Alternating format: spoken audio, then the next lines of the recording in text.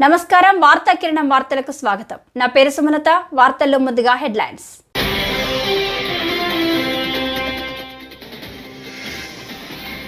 రష్యాలో పర్యటిస్తున్న భారత ప్రధాని మోదీ మాస్కోలో ప్రవాస భారతీయులను ఉద్దేశించి ప్రసంగం.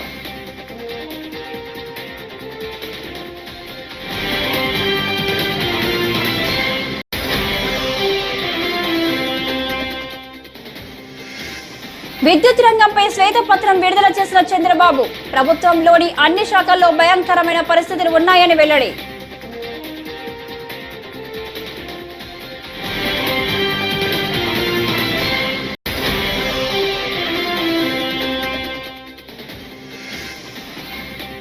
భోగపురం అంతర్జాతీయ విమానాశ్రయం నిర్మాణ పనులను పరిశీలిస్తున్న కేంద్ర మంత్రి కింజరాపు రామ్మోహన్ నాయుడు.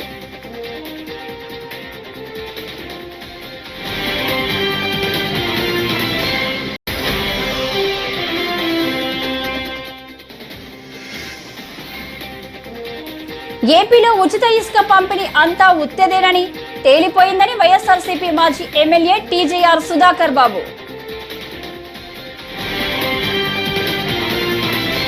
ఇక డీటెయిల్స్ చూస్తే, భారత ప్రధాని నరేంద్ర మోదీ రష్యా పర్యటనలో భాగంగా మాస్కోలో ప్రవాస భారతీయులను ఉద్దేశించి ప్రసంగించారు.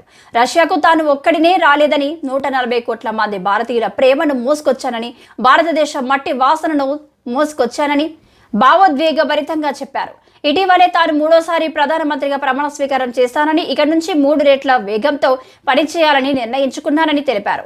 భారత్ను ఇప్పటికే 5వ అతిపెద్ద ఆర్థిక వ్యవస్థగా నిలిపామని, దేశాన్ని ప్రపంచంలోనే 3వ అతిపెద్ద ఆర్థిక వ్యవస్థగా నిలపడమే తమ ముందున్న లక్ష్యమని మోదీ ఉద్ఘాటించారు.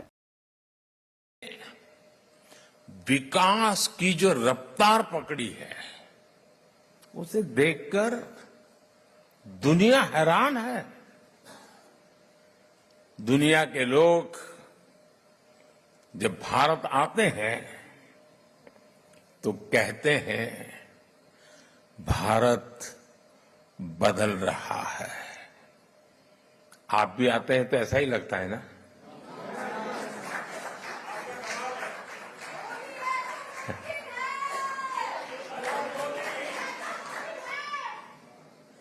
वो ऐसा क्या देख रहे हैं?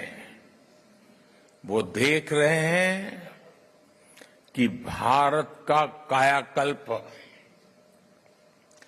भारत का नवनिर्माण वो साफ साफ देख पा रहे हैं। जब भारत G20 जैसे सफल आयोजन करता है तब दुनिया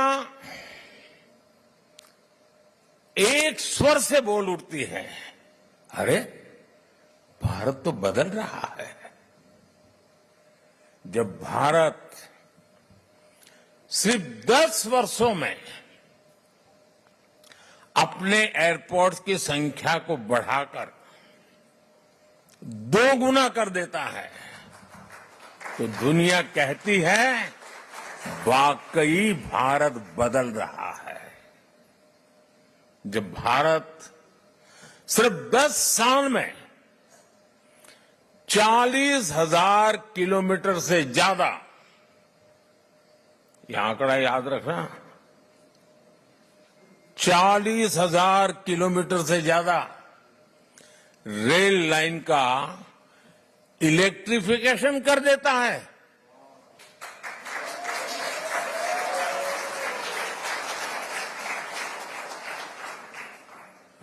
तो दुनिया को भी भारत के पावर का एहसास होता है, उनको लगता है देश बदल रहा है।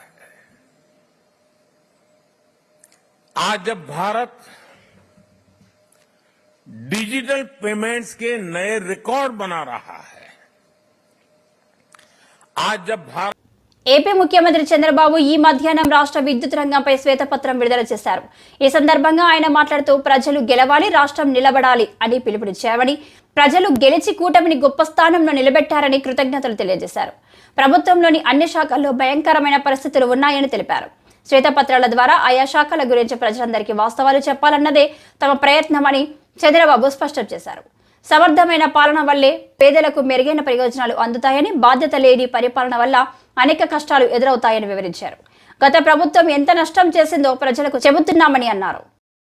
కమిషన్ ఆ తర్వాత టెలికాంలో, సివిల్ ఏవియేషన్లో ఇంకా చాలా డిపార్ట్మెంట్లు వచ్చాయి. దేశంలోనే రిఫార్మ్లో మొట్టమొదటి రెగ్యులేటరీ కమిషన్ పవర్ సెక్టర్లో వచ్చింది. అది కూడా మన ఆంధ్రప్రదేశ్లో వచ్చింది.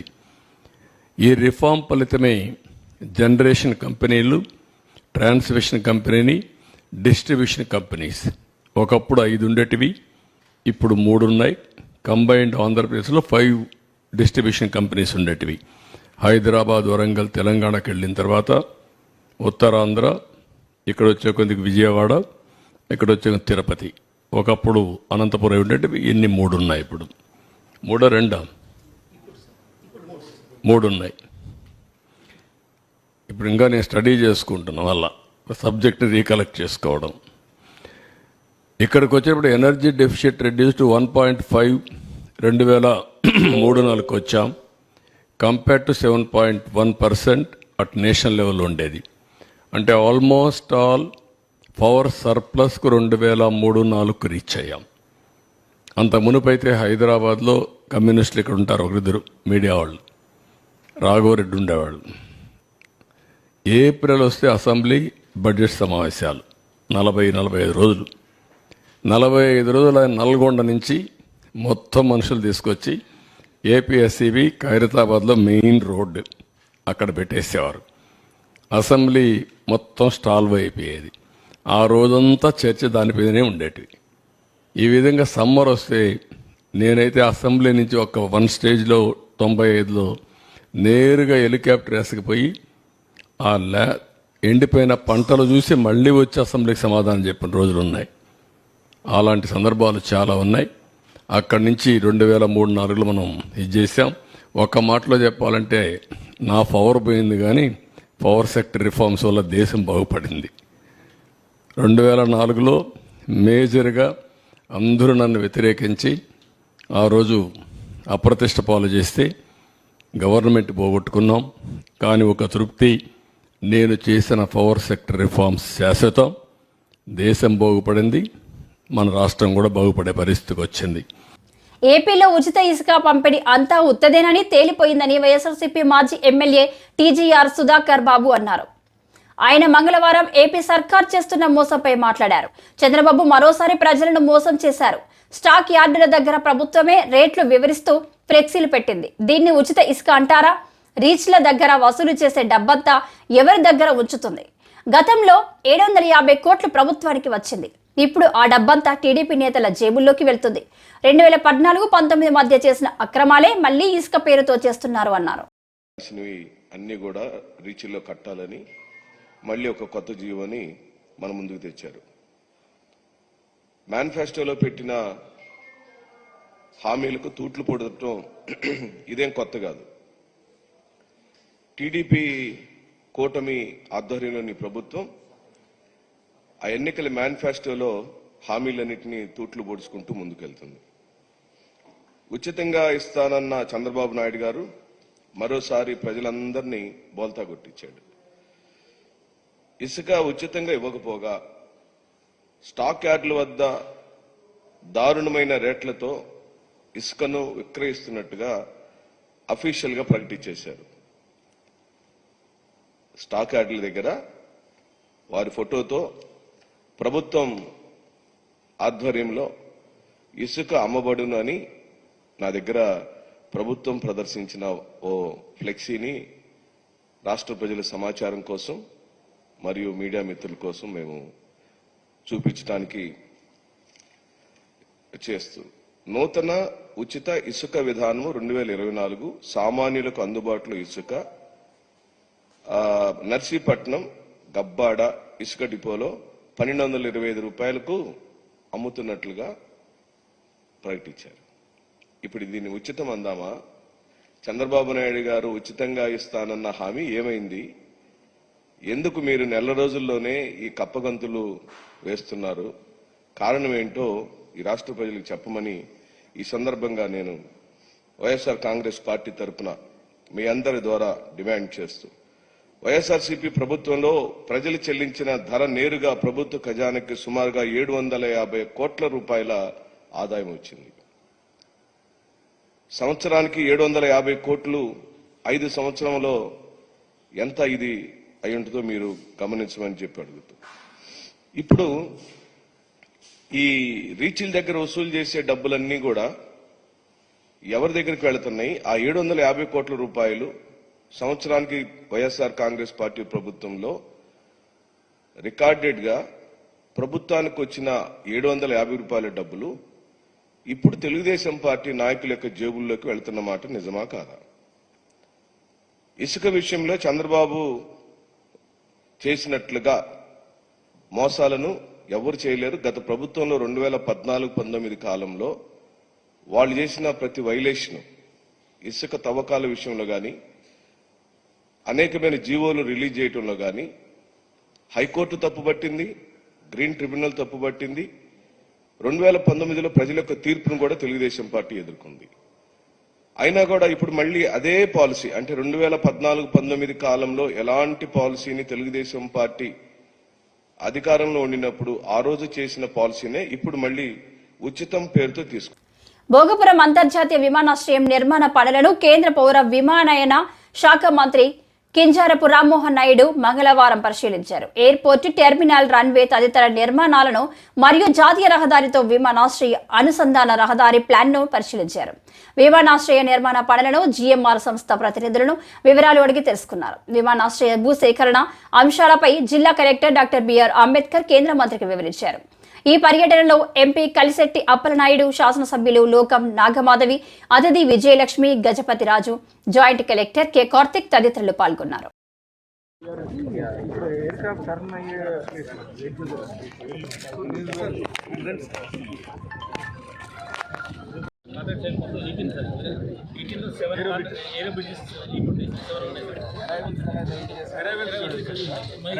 ఇక్కడ దిగిన తర్వాత మళ్ళీ 1 లెవెల్ పైకి వెళ్తాం.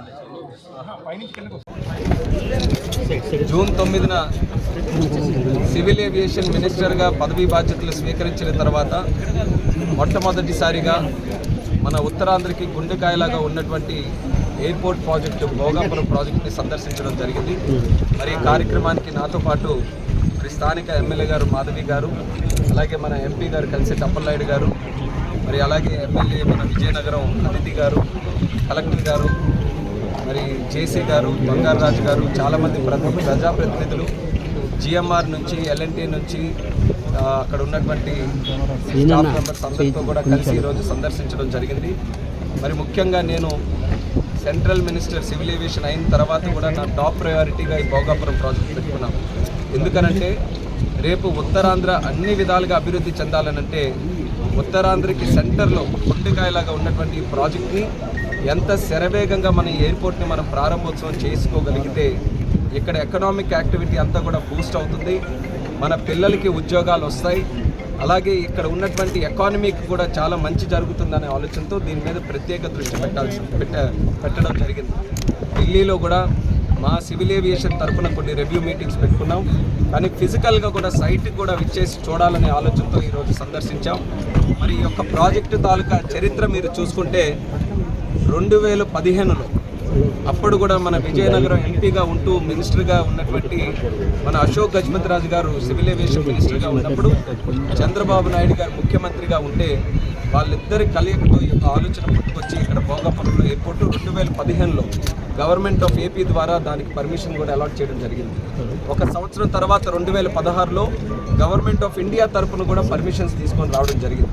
అక్కడికి 3 సంవత్సరాలు 2019కి అన్ని పర్మిషన్స్ కూడా పూర్తి చేసుకొని టెండర్ ప్రాసెస్ కూడా చేసి జిఎంఆర్ కంపెనీకి కూడా ఆ యొక్క కన్స్ట్రక్షన్ కూడా అప్పచెప్పడం జరిగింది. అంటే 2019కి చాలా వరకు ప్రోగ్రెస్ అయిపోయి అక్కడ ఉన్నటువంటి కార్యక్రమాన్ని ఈరోజు చూసాం. ఒక సుమారు 3-4 సంవత్సరాలు డిలే జరిగింది ప్రీవియస్ గవర్నమెంట్ ఉండడం వల్ల. మరి ఆ ప్రీవియస్ గవర్నమెంట్ డిలే చేయడంతో ఏదైతే ఆ రోజు ఉన్నటువంటి ఆలోచనల ప్రకారం 2023కే ఇక్కడ టెర్మినల్ బిల్డింగ్ ఆపరేషన్స్లోకి తీసుకొని రావాలని ఒక ప్లాన్ ఉన్నప్పటికీ అది కాస్త డిలే అయ్యి ఈరోజు డిసెంబర్ 26 నాటికి ఈ యొక్క టెర్మినల్ బిల్డింగ్ పూర్తి చేసుకునేటటువంటి కార్యక్రమాన్ని మనం చేస్తున్నాం. అయితే ఇప్పుడే మరొక రివ్యూ కూడా తీసుకున్నాం. మా తాలూకు ఆలోచన ఎంత తొందరగా కన్స్ట్రక్ట్ చేస్తే అంత బాగుంటుందని చెప్పి దానికి 6 months ముందే ఆ కన్స్ట్రక్షన్ కూడా ఫినిష్ చేయాలని కూడా మేము చెప్పడం జరిగింది. దానికి సంబంధించి ఏవైనా సహకారం మా సివిల్ ఏవియేషన్ డిపార్ట్మెంట్ నుంచి కానీ, గవర్నమెంట్ ఆఫ్ ఇండియా నుంచి కానీ, స్టేట్ గవర్నమెంట్ నుంచి కానీ ఏవైనా చిన్న చిన్న సమస్యలు ఉంటే అది కూడా వార్ ఫుటింగ్ మీద, మిషన్ మోడ్ మీద కార్యక్రమాలన్నీ కూడా చేసి ఈ భోగాపురం ఎయిర్పోర్ట్ మాత్రం 2026 సంవత్సరంలో మాత్రం ఎట్టి పరిస్థితుల్లో పూర్తి చేయాలని. ఏపీలో కాంగ్రెస్ పార్టీ ఏనాడో భూస్థాపితమయ్యింది. అలాంటి పార్టీ ఇప్పుడు చంద్రబాబు నాయకత్వంలో పనిచేస్తుందన్నారు వైఎస్ఆర్సీపీ అధికార ప్రతినిధి కనుమూరి రవిచంద్రారెడ్డి. వైఎస్ఆర్ జయంతి వేడుకల పేరిట కాంగ్రెస్ పార్టీ చేసిన హడావిడి రవిచంద్రారెడ్డి ఎండగట్టారు. మంగళవారం తాడేపల్లిలోని వైఎస్ఆర్సీపీ కేంద్ర కార్యాలయంలో రవిచంద్రారెడ్డి మాట్లాడుతూ ఏపీలో కాంగ్రెస్ పార్టీ ఎప్పుడో భూస్థాపితమైంది. ప్రస్తుతం టీడీపీకి కాంగ్రెస్ తోక పార్టీ. ఏపీలో చంద్రబాబు నాయకత్వంలోనే కాంగ్రెస్ పార్టీ నడుస్తుంది. కేవలం తన అన్న జగన్ మీద కోపంతోనే షర్మిల పార్టీ నడుపుతుంది.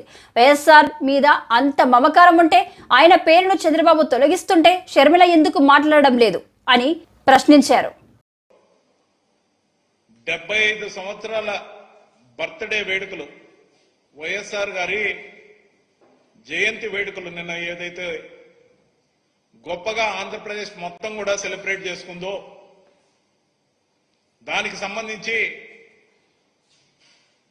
ముఖ్యంగా వైఎస్ఆర్సీపీ పార్టీ శ్రేణులన్నీ కూడా గ్రామ గ్రామాన, మండల హెడ్ క్వార్టర్స్ లో, ప్రతి నియోజకవర్గంలో, ప్రతి జిల్లా హెడ్ క్వార్టర్లో, ప్రతి నగర కార్పొరేషన్లో, సెంట్రల్ ఆఫీస్తో సహా ప్రతి దగ్గర కూడా జెండా ఎగరేయడం, వైఎస్ఆర్ గారిని అభిమానించే అందరూ కూడా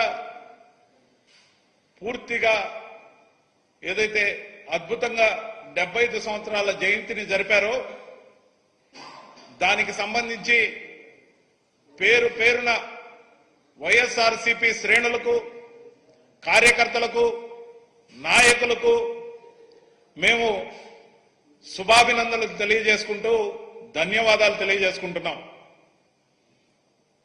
దాంతోపాటు మేము ఉన్న మాటలో అని చెప్పి ఆంధ్రప్రదేశ్ రాష్ట్రంలో విభజన తర్వాత ఉనికి కోల్పోయినటువంటి కాంగ్రెస్ పార్టీ తెలంగాణలో కాంగ్రెస్ అధికారంలో ఉంది కాబట్టి అక్కడి ముఖ్యమంత్రి కాస్త సాయం చేస్తారనో, మరి ఆర్థిక సాయమో, మాట సాయమో, అలాగే పక్కనున్న మరో పొరుగు రాష్ట్రమైన కర్ణాటకకు వెళ్లి అక్కడ ముఖ్యమంత్రిని, ఉప ముఖ్యమంత్రిని ఆహ్వానించిన వాళ్ళు రాని వైనం కాంగ్రెస్ పార్టీ వాళ్ళు అయినప్పటికీ షర్మిల గారు ఆహ్వానించిన రాని వైనం మనం చూశాం. కాస్త ఘనంగా జరపాలనుకుని ఏదైతే వాళ్ళ తాపత్రయం ఏదైతే ఉండిందో, నిన్నటి రోజున తెలంగాణ ముఖ్యమంత్రిగా, కాంగ్రెస్ ముఖ్యమంత్రిగా ఉన్న రేవంత్ రెడ్డి గారు తన మంత్రివర్గ సహచరులను అందరినీ తీసుకుని మంగళగిరిలో సాయంకాలం పూట ఒక సమావేశాన్ని షర్మిల గారి కోరిక కోసం నిర్వహించడం జరిగిందో, ఆ సంస్మరణ సభలో ఉండవల్లి గారు, కేవీపీ గారు, మరి కొంతమంది నాయకులు మాట్లాడుతూ రాజశేఖర రెడ్డి గారితో వారికి ఉన్న అనుబంధం, ఆయన చేసిన మంచి పనులు, వాటి గురించి మాట్లాడడం జరిగింది. అంతేకాకుండా కొందరు ఒక అడుగు ముందుకు వేసి తిరిగి కాంగ్రెస్ పార్టీ ఆంధ్రప్రదేశ్లో మళ్లీ లేచి నిలవాలని కోరుకోవడం జరిగింది.